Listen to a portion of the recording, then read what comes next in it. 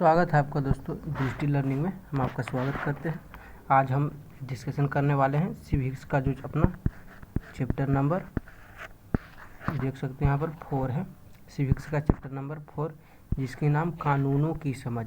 हम समझने वाले हैं कानून क्या है, क्या कुछ कानून के बारे में रहता है दोस्तों, जिसके बारे में हम डिस्कशन करने वाले हैं। ठीक है दोस्तों, तो इसी के लिए हम यहाँ पर इस चैनल पर आप आए हैं दोस्तों। तो देखेंगे आप थंबनेल देखकर आए होंगे कि आज कानूनों की समझ के अपनी चैप्टर नंबर 4 जो होने वाली है दृष्टि लर्निंग की तरफ। तो आपको थोड़ा सा भी अच्छा लगता हो तो सब्सक्राइब करिए, लाइक करिए और कमेंट करिए, अपने दोस्तों के साथ शेयर करिए। तो हम देखते हैं दोस्तों, नोट्स की तरफ चलते हैं ताकि नोट्स की यानी टिप्पणी से जो दोस्तों टिप्पणियाँ जो रहती हैं दोस्तों, उससे हमें आसानी होती है पढ़ने में। पूरा किताब पढ़ने में बहुत टाइम लगता है, इसीलिए हम आपको नोट्स के जरिए पढ़ाते हैं ताकि आपको अच्छे से समझ में भी आए और किताब में भी कुछ मेन पॉइंट जो रहता है हम आपको उसको बताने की कोशिश करते हैं। तब तो हम चलते हैं अब नोट्स में दोस्तों। तब वीडियो में बने रहिए, लास्ट तक देखिएगा, मज़ा आ जाएगा दोस्तों आपको। नोट्स के जाने से पहले हम आपको एक चीज़ दिखा देना चाहते हैं दोस्तों। देखिए इसमें लिखा क्या, कानून सब पर लागू होता है। इसकी स्थिति तो हम देखते हैं। एक सरकारी अधिकारी के बेटे को जिला अदालत में 10 साल की सज़ा सुनाई। इस वजह से वह सरकारी अधिकारी अपने बेटे को भाग निकालने में मदद करता है। क्या आपको लगता है कि उस सरकारी अधिकारी ने सही काम किया? क्या उसके बेटे को केवल इसीलिए कानून से माफ़ी मिलनी चाहिए कि उसके बाप आर्थिक और राजनीतिक रूप से मददगार है, यानी ताकतवर है? लेकिन ऐसा कुछ नहीं है दोस्तों, सभी को सज़ा बराबर मिलता है। वो भगा देने में कोशिश करना उनका गलती है और भागने वाले का गलती और भगाने वाला का गलती है।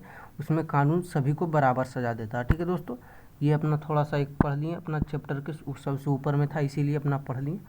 अब हम चलते हैं नोट्स की तरफ। जिस तरह अपना चैप्टर का नाम था दोस्तों कानूनों की समझ, तो पहले हम कानून देखेंगे, कानून क्या कुछ है, तब कानूनों की समझ के बारे में जान सकते हैं। तो हम देखते हैं कानून के सभी नागरिकों पर समान रूप से लागू होते हैं। कानून से ऊपर कोई भी व्यक्ति नहीं होता, चाहे वो ए हो चाहे बी हो, ये ताकतवर हो चाहे ये कमज़ोर हो, ये आर्थिक रूप से कमज़ोर हो चाहे ये आर्थिक रूप से बरियार हो, इनके पास राजनीतिक ताकतवर हो लेकिन इनके पास नहीं हो, सभी के साथ कानून समान रूप से लागू होता है। कानून से ऊपर ना ही तो ये हुए ना ही तो ये हुए, यानी ये नहीं हुए ना ही बी हुए। इस तरह से हम आपको समझाने का कोशिश किए, बस ये समझाने के लिए था। तो हम देखते हैं, हमारा कानून धर्म, जाति और लिंग के आधार पर लोगों के बीच भेदभाव नहीं पैदा करता। यानी जो भारतीय कानून है दोस्तों, ये नहीं पैदा करता धर्म और जाति के कानून। जो है हमारा कानून जो धर्म, जाति और लिंग के आधार पर ये किसी के बीच भेदभाव नहीं करता। प्राचीन भारत असंख्य कानून थे। अक्सर वे जैसे मामले एक ही जैसे मामले में कई तरह के स्थानीय कानून लागू होते थे। पहले जातो दोस्तों, एक ही मान लिए आप एक जुर्म किए, ठीक है दोस्तों, इसी पे 5-6 प्रकार के कानून ठोक दिए जाते थे। यानी उसमें असंख्य कानून थे तो इस पर 5-6 कानून ठोक दिए जाते थे। एक सज़ा पे 5-6 कानून लगा दिए जाते थे। ठीक है दोस्तों, ये प्राचीन भारत में होता था दोस्तों, लेकिन अब ऐसा नहीं है। अब कानून किस पर, कौन सी गलती पर कौन सी कानून लगाना है, ये अब निश्चित है दोस्तों। अपनी बेसिक शासन, कानून पर आधारित व्यवस्था जैसे पारंपरिक होती हैं। जाति के आधार पर सज़ा देने में भेदभाव का यह चलन खत्म होने लगा। पहले जो होता था दोस्तों कि जो मान लीजिए ए हैं जिनके पास उसी समय का जो हम उस समय बताए थे दोस्तों, आप उसी को मान लीजिए, ये जिनके पास पैसा, दौलत, शोहरत सभी चीज़ हैं, बी जिनके पास कुछ नहीं है, ये एक गरीब आदमी, एक किसान है, इन पे अत्याचार ज़्यादा होता था दोस्तों इनके मुकाबले। ठीक है, इन पे भी कानून लगता था लेकिन इन पे ज़्यादा लगता था। ठीक है, तो यही धीरे धीरे ख़त्म होने लगा। अब धीरे धीरे सभी पे बराबर लगते हैं। देश के कोई भी नागरिक हो कानून से बड़ा नहीं हो सकते। ठीक है दोस्तों, तब हम चलते हैं, ये आप समझ गए दोस्तों। औपनिवेशिक कानून, ठीक है, ये औपनिवेशिक शासन था। कानून देखते हैं, औपनिवेशिक यानी भारत में कानून के शासन की शुरुआत अंग्रेज़ों ने की थी, इसीलिए मापेन पर आधारित था। ठीक है, इसीलिए ये मनमापन पर आधारित था दोस्तों। अब हम देखते हैं 1870 का संविधान अधिनियम, ये क्या कुछ कहता अपना। ठीक है दोस्तों, 1870 संविधान अधिनियम, अगर कोई भी व्यक्ति ब्रिटिश सरकार का विरोध या आलोचना करता तो उसे मुकदमा चलाए बिन गिरफ्तार कर लिया जाता। 1870 के अधिनियम था दोस्तों, संविधान का अधिनियम था। उसके अनुसार यदि कोई भी व्यक्ति जो अपने ब्रिटिश सरकार का विरोध या आलोचना यानी उनके गलत टिप्पणियाँ करता तो उन्हें अंदर कर लिया जाएगा दोस्तों, बिना मुकदमा चलाए, बिना केस फाइल किए उसे अंदर कर लिया जाएगा। रॉयल एक्ट 1919, ठीक है दोस्तों, ये रॉयल एक्ट 1919 है। ठीक, इसमें क्या, इस कानून के जरिए ब्रिटिश सरकार बिना मुकदमा चलाए लोगों को जेल में डाल देता था। ठीक है दोस्तों, रॉयल एक्ट 1919 के तहत बिना मुकदमा चलाए सरकार जो था, ब्रिटिश सरकार जेल में डाल देता था, जैसे कि 1870 का संविधान अधिनियम के में भी वैसा था। ठीक है दोस्तों, अब देखते हैं हिंदू उत्तराधिकारी संशोधन अधिनियम 2005। बेटा बेटियों और उनकी माँ तीनों को परिवार की संपत्ति में बराबर हिस्सा मिलेगा। ठीक है दोस्तों, बेटा बेटी माँ, यानी आप मान लीजिए ये एक परिवार है। ठीक है, इनमें एक बेटा, इनमें दो और एक माँ हो गए। ठीक है, इन तीनों को बराबर हिस्सा मिलेगा। ठीक है दोस्तों, इन तीनों को जो है बराबर हिस्सा मिलेगा। हम आपको अच्छे से समझाने का कोशिश करते हैं। मान लीजिए ये हुआ, ठीक है, तो ये पूरा इनका संपत्ति है, तीन में 3 भाग लगेगा। ठीक है दोस्तों, इनमें 3 भाग लगेगा पूरा का पूरा, इनमें जो 3 भाग लगेगा। समझ गए दोस्तों, हम इसे बताने का यानी जितना भी परिवार रहेगा घर में सबका बराबर हिस्सा होगा। कानून किसे कहते हैं और बनते कैसे हैं। ठीक है दोस्तों, कानून किस तरह से बनते हैं, कैसे बनते हैं हम देखते हैं, पहले इसी को भी देखते हैं। कानून किस तरह से बनते हैं। कानून बनाने में संसद की महत्वपूर्ण भूमिका होती है। जो हम कल संसद परसों जो हम अपना चैप्टर पढ़े थे, सांसद हमें क्यों जरूरी है, तो इसीलिए संसद हमें एक महत्वपूर्ण भूमिका होती है कानून बनाने में। इसीलिए उसमें भी कुछ पढ़े थे दोस्तों, 1-2 कानून के बारे में इसमें भी पढ़ेंगे। ये कानून पर आधारित चैप्टर है। अब देखते हैं, सांसद लोग के सामने आ रही समस्याओं पर प्रति संवेदनशील है। जो संसद होते हैं उनके सामने आने वाली समस्याएं होती हैं, उनके लिए वो प्रति संवेदनशील होती हैं और उन्हीं के लिए एक नया कानून बनाते हैं। संसद घरेलू हिंसा की रोकथाम के लिए कानून बनाती है। घरेलू हिंसा होती है दोस्तों, उसकी रोकथाम के लिए भी वहाँ कानून बनाती है जो संसद के लोग होते हैं। घरेलू हिंसा यानी घरेलू हिंसा भी कुछ होता है दोस्तों, जिस तरह से देखते हैं सभी प्रकार, जब किसी प्रकार का कोई पुरुष यानी आमतौर पर पति घर की किसी औरत यानी आमतौर पर पत्नी के साथ मारपीट करता, उसे चोट पहुंचाता या मारपीट करता है, शारीरिक भावनात्मक हो सकता है। ठीक है दोस्तों, इससे कि दोस्तों जब पारिवारिक होता है यानी खासतौर पर जो पुरुष होता है यानी मेल वाले वर्जन होते हैं, जो आमतौर पर पति यानी जो हस्बैंड होते हैं वो अपने पत्नी को किसी भी तरह का मारपीट करते हैं, उसे चोट पहुंचाते हैं, तो वो घरेलू हिंसा में वो मतलब FIR कर सकता है। ठीक है दोस्तों, जेल में यानी थाना में जाकर आप वहाँ पास के जो थाना होगा दोस्तों यानी पुलिस स्टेशन PS में जाकर तुरंत वहाँ पे करवा सकता है, रजिस्टर फाइल यानी FIR करवा सकता है। ठीक है दोस्तों, घरेलू हिंसा कानून 2005 महिलाओं की सुरक्षा के लिए बनाया गया था। ये जो था दोस्तों घरेलू हिंसा कानून 2005 महिलाओं की सुरक्षा के लिए ही बनाया गया था, जिसमें कि घरेलू हिंसा देख सकते हैं यानी इसके सुरक्षा जो पति लोग था उसे पत्नी को मारता था, इसके अंतर्गत इसे केस कर सकता है पुलिस स्टेशन यानी PS में। ठीक है दोस्तों, तो अब देखते हैं नागरिकों की आवाज़, ये क्या कुछ इसके बारे में हम इसे भी देखते हैं। घरेलू हिंसा यहाँ तक तो हो गया अपना। नागरिकों की आवाज़, टेलीविज़न रिपोर्ट्स, ठीक है, यानी टेलीविज़न रिपोर्टों, अखबारों में संपादकीय, रेडियो प्रसारण, आम सभाओं के जरिए सुनाई व्यक्त की जाती है। जो नागरिकों का आवाज़ होता है यानी नागरिकों पर क्या बीत रहा अभी, यानी आप देश के नागरिक हैं, आप पर क्या शोषण हो रहा है, आप पर क्या कुछ हो रहा है। ठीक है दोस्तों, इनकी जो आवाज़ है, नागरिकों की आवाज़ जो पहुंचाते हैं यानी संसद के यानी नेताओं के पास पहुंचाने के लिए जो अपने पास ये सब हैं टेलीविज़न रिपोर्ट्सों से अखबारों में संपादकीय छपता है दोस्तों। आप देखेंगे यदि आप अखबार पढ़ते हो दोस्तों तो बीच में एक पेज रहता है, उसमें संपादकीय लिखा रहता है ऊपर में। रेडियो द्वारा प्रसारण होता है दोस्तों। अब ये बहुत कम हो चुका है, लेकिन अब टेलीविज़न से ज़्यादा होता है दोस्तों।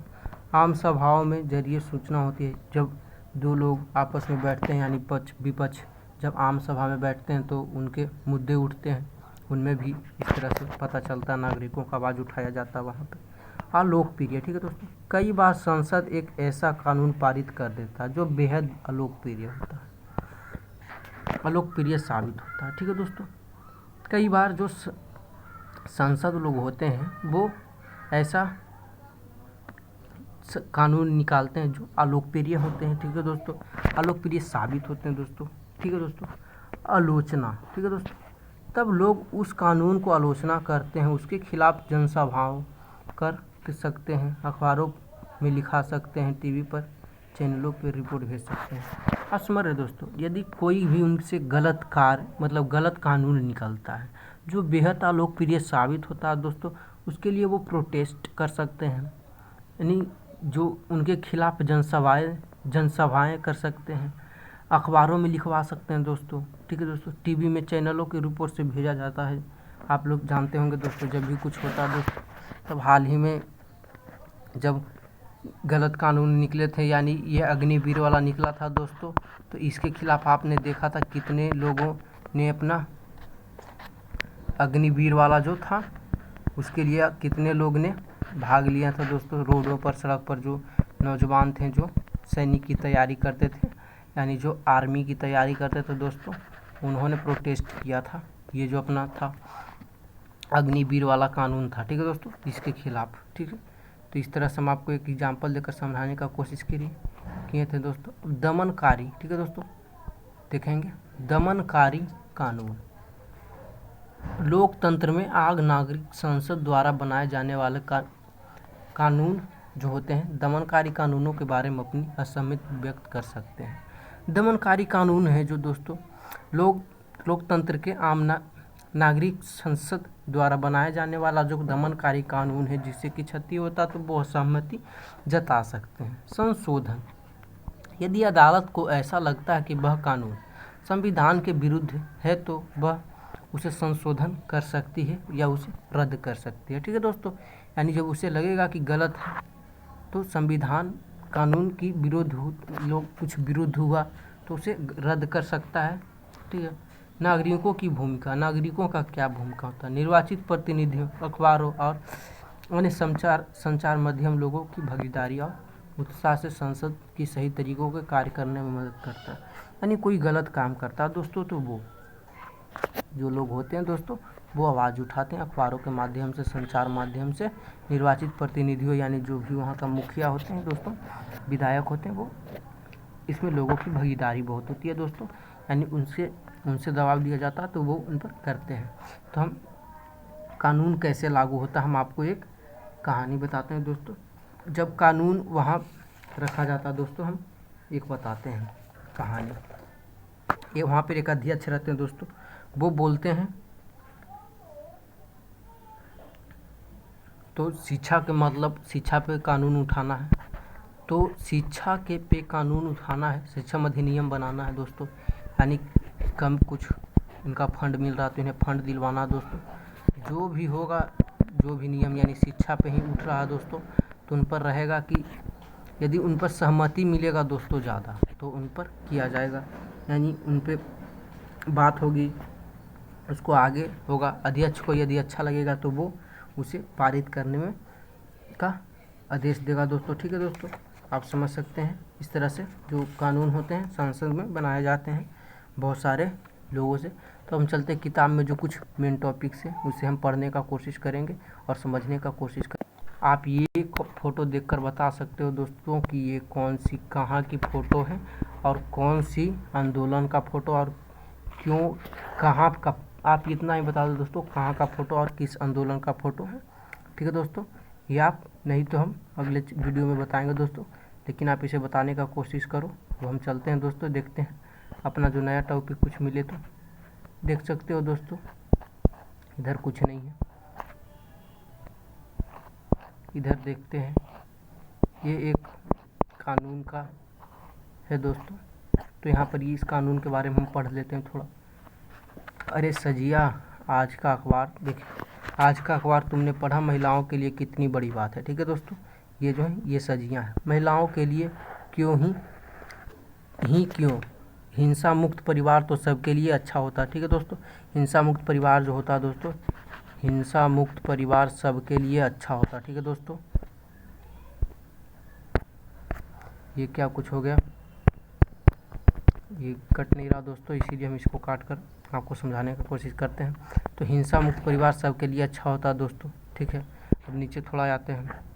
ये जो वुमेन कानून लागू हुआ था दोस्तों 2005 वाला, डोमेस्टिक वायलेंस एक्ट 2005 के तहत हुआ था दोस्तों। अब हम देखते हैं, आप इसको देखिए। अप्रैल 1991, दफ्तर का एक आम दिन। ठीक है, मुझे सलाह चाहिए, मेरे आदमी मुझे पीटता है। मैं अभी तक किसी से यह बात नहीं कही, मुझे तो बहुत शर्म आती है, पर अब बर्दाश्त नहीं होता। लेकिन मेरे पास भी ये क्या कुछ करा दोस्तों, यहाँ पर थोड़ा ओवर राइटिंग हो गया। मेरे पास कोई चारा नहीं है, मैं कहाँ जाऊँ। ठीक है दोस्तों, ये है मेरा बेटा और बहू मुझे बहुत बुरा बर्ताव करते हैं, बहुत भला बुरा कहते हैं मुझे। अपने बैंक खाते का भी इस्तेमाल नहीं कर सकती वे चाहे तो मुझे घर से भी निकाल सकते हैं। ठीक है दोस्तों, ये अपने कंप्लेन लेकर गई हैं। ठीक है, मैं पुलिस के पास नहीं जाना चाहता, मैं तो बस यही चाहता हूँ कि मारपीट बंद हो जाए। ये जो जिसके पति मार रहे थे वो कहती है। अब ये जो बुजुर्ग औरत है वो बोलती है, मैं बस यही चाहता हूँ, मुझे मेरे घर से ना निकाला जाए। ठीक है, तो अब ये जो होती हैं जिनके पास ये सूचना गई, वो बोलती है बदकिस्मती से मौजूदा कानून फौजदार कानून है, इसमें ये दो रास्ते मुमकिन नहीं है। ठीक है दोस्तों, अब हम देखते हैं यहाँ पर कुछ और है। 1990 के दशक विभिन्न मंचों पर एक कानून की मांग उठाती हैं। जो ये महिलाएं होती हैं दोस्तों, विभिन्न 1990 की दशक में विभिन्न जगहों पे कानून की मांग उठाती हैं। जो 2005 का अधिनियम था दोस्तों, उसके लिए वो डोमेस्टिक वायलेंस एक्ट के तहत जो नियम था दोस्तों, इसके लिए वो आवाज़ उठाती है। हमने ये जो यहाँ पर हेड हैं, ये संगठन का जो हेड है वो बोलती हैं, हमने कई महिलाओं की अपबीती सुना है।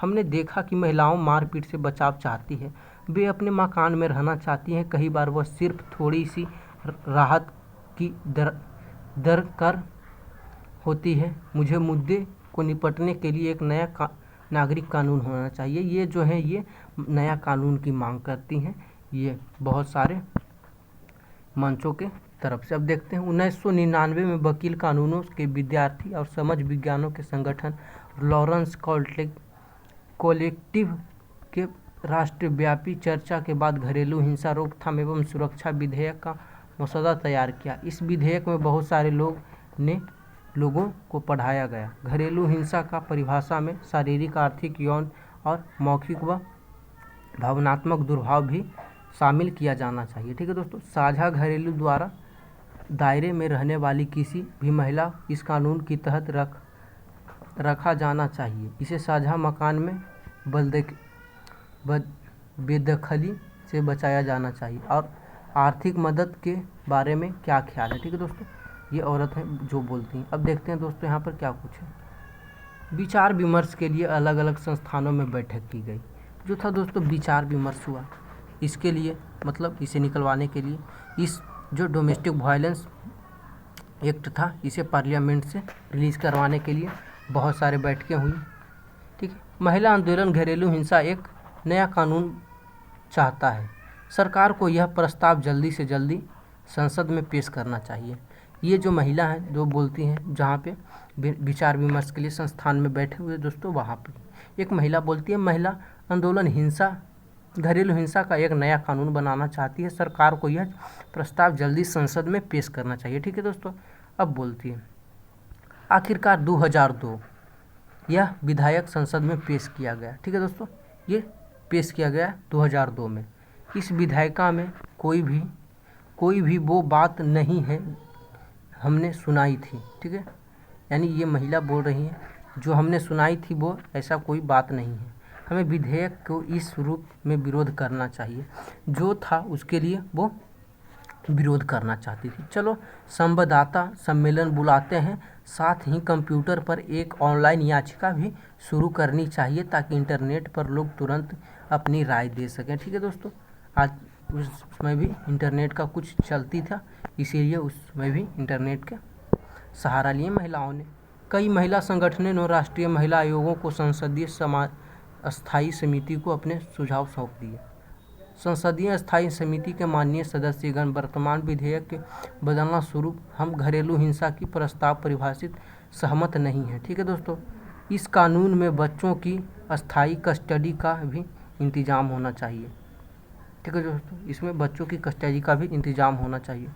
अब हम देखते हैं यहाँ पर। ठीक है दोस्तों, दिसंबर 2002 में अस्थायी समिति ने अपनी सिफारिशों से राज्यसभा को सौंप दी। इन सिफारिशों को लोकसभा में भी पेश किया गया। यह कमेटी की रिपोर्ट महिलाओं संगठनों की ज़्यादातर मांगों को स्वीकार कर लिया गया था। 2005 में संसद के सामने यह नया विधेयक पेश किया गया। दोनों सदनों में मंजूरी मिल जाने के बाद राष्ट्रपति के पास स्वीकृति के लिए भेजा गया। 2006 में घरेलू हिंसा महिला सुरक्षा कानून लागू हो गया। 2006 में ये कानून लागू हो गया। 2005 में इसे था संसद के सामने विधेयक पेश किया गया था दोस्तों। ठीक है, अब हम देखते हैं नीचे क्या कुछ है। ये है अक्टूबर 2006 एक संवाददाता सम्मेलन के दौरान यह नया कानून क्या है। यह पहला कानून जिसमें महिलाओं के हिंसा मुक्त परिवार के अधिकार को मान्यता दी गई है और घरेलू हिंसा का एक व्यापारिक परिभाषा पेश किया गया। यह एक दीवानी कानून है जो करोड़ों महिलाओं की राहत प्रदान करेगा। बहुत सारी पत्नियों, माँओं, बेटियों और बहनों की अपने घरों में हिंसा से निश्चिंतता मिलेगी, यानी वो निश्चिंत हो जाएगी हिंसा से। यानी उस पर कोई भी हिंसा होता है दोस्तों तो वो केस कर सकती है FIR, यानी जो FIR है वो दर्ज करवा सकते हैं अपने PS नज़दीकी PS में। ठीक है दोस्तों, तो इन पर उन्हें राहत मिली दोस्तों। अब देखते हैं कुछ नया टॉपिक मिला। अब वही बात वाला यहाँ पे है। यह कानून एक बहुत अच्छा महत्वपूर्ण कदम है। यह कानून एक साझा मकान में रहने वाली महिलाओं को अधिकार को मान्यता देता है। महिलाओं के लिए किसी तरह से हिंसा के खिलाफ सुरक्षा का आदेश प्राप्त कर सकती है, इसीलिए हम अपने इलाज और अन्य खर्चों के लिए आर्थिक सहायता प्राप्त कर सकती है। अब एक और लंबा सफ़र शुरू होता है। हाँ, हमने इस बात का ख्याल रखना चाहिए कि कानून में जितना बातें वादा किया गया उनमें सचमुच लागू किया जाए।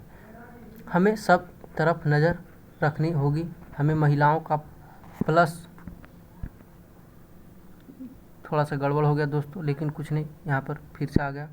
हम आपको समझाने का कोशिश करेंगे। ये थोड़ा सा इधर हो गया था, कट गया था, लेकिन कोई बात नहीं, हम आपको फिर से बताने का कोशिश करेंगे। जिस तरह से हम पढ़ रहे थे उसी तरह से पढ़ेंगे।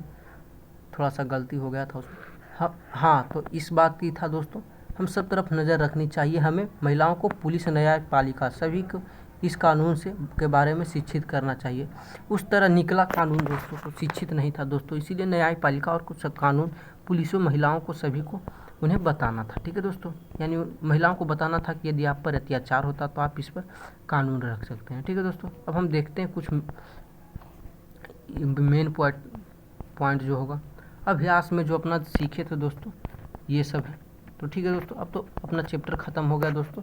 तो हम आपके लिए लास्ट में यही बोलना चाहेंगे, सब्सक्राइब करिए दोस्तों चैनल को और दोस्तों के साथ शेयर करिए दोस्तों, लाइक करिए दोस्तों। हम दोस्तों इसीलिए बोलते हैं ताकि भाइयों आप लोग पढ़ो अच्छे से, आप लोग नया ज्ञान प्राप्त कर सको मेरे वीडियो के। तो इसीलिए आप चैनल को सब्सक्राइब कर दीजिए। लेकिन सब्सक्राइब करने के साथ यदि आपको कोई भी क्वेश्चन रहता है दोस्तों तो आप कमेंट में करिए, दबाए मत रखिए, उसे कमेंट में करिए। हम अगले वीडियो में आपका नेक्स्ट वीडियो जो रहेगा अपना दोस्तों, उसमें हम आपको आंसर देंगे उस क्वेश्चन का। ठीक है दोस्तों, तब आज के लिए इतना ही। तो मिलते हैं कल न्यू वीडियो में, तब तक के लिए bye bye, tata, good night.